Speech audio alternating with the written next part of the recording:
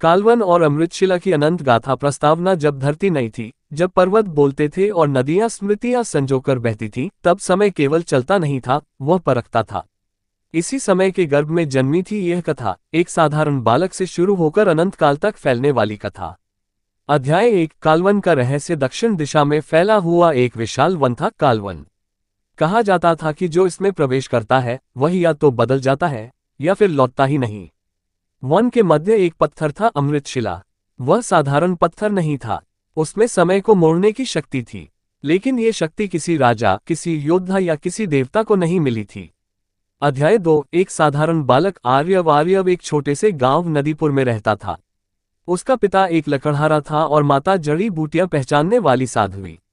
आर्यव अलग था, वह जब आंखें बंद करता तो बीते हुए कल की आवाजें सुनता।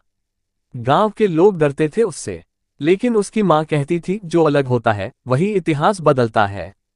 अध्याय 3। पहली चेतावनी। एक रात पूर्णिमा के चांद के नीचे आर्यव ने स्वप्न देखा। कालवन जल रहा था, अमृतशिला टूट रही थी और समय चीख रहा था।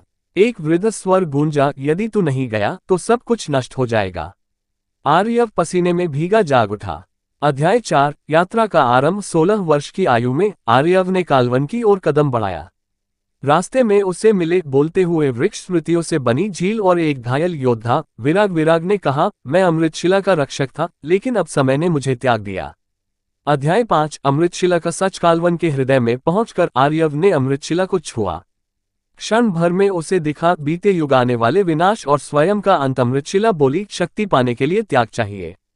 अध्याय 6। त्याग। आर्यव को चुनना था, अपनी मां, अपना गांव या संपूर्ण संसार। उसने बिना रोए कहा, यदि मेरा अस्तित्व मिटाकर संसार बचे तो यही सही। अमृतशिला चमक उठी। अध्याय 7। समय का युद्ध। एक अंधकार में शक्ति कालग्रास समय को निगल रही थी। आर्यव अकेला खड़ा हुआ, उसके पास न सेना थी न देवता, सिर्फ संकल्प। युद्ध 7 दिनों तक चला।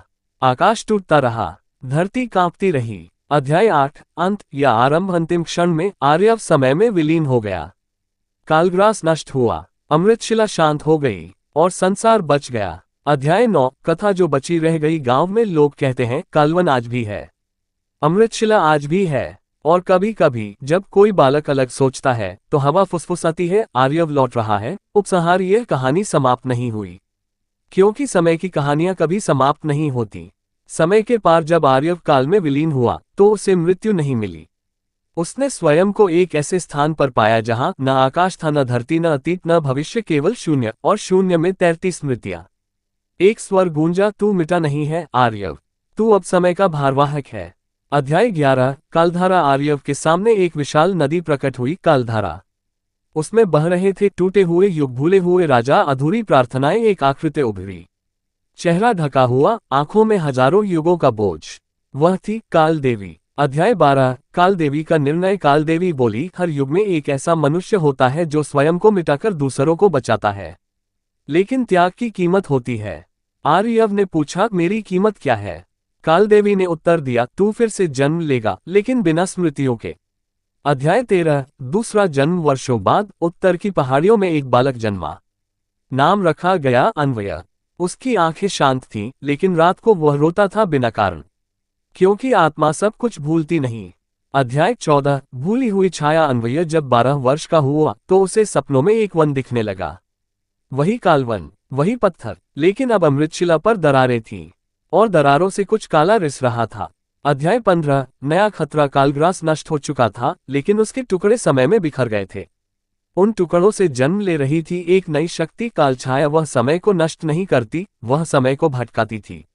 अध्याय 16। विराग की वापसी। एक शाम अन्वय को एक वृद्ध मिला, लंगड़ाता हुआ, आंखों में पश्चाताप। वह था विराग। उसने कहा, मैंने तुझे पहले भी देखा है, एक और नाम से। अन्वय की आत्मा कांप उठी। अध्याय 17। स्मृति का बीज। विराग ने अन्वय को एक छोटा सा पत्थर दिया, वही पत्थर जो कभी अमृतशिला का अंश था। जैसे ही अन्वय ने उसे छुआ, युद्ध के दृश्य, त्याग, कालदेवी सब झलकने लगे। वह घुटनों पर गिर पड़ा। मैं कौन हूँ? अध्याय 18। सत्य। हेलो दोस्तों, अगर आप सभी को हमारी वीडियो पसंद आए तो हमारे चैनल को सब्सक्राइब करें और वीडियो को लाइक करना ना भूलें।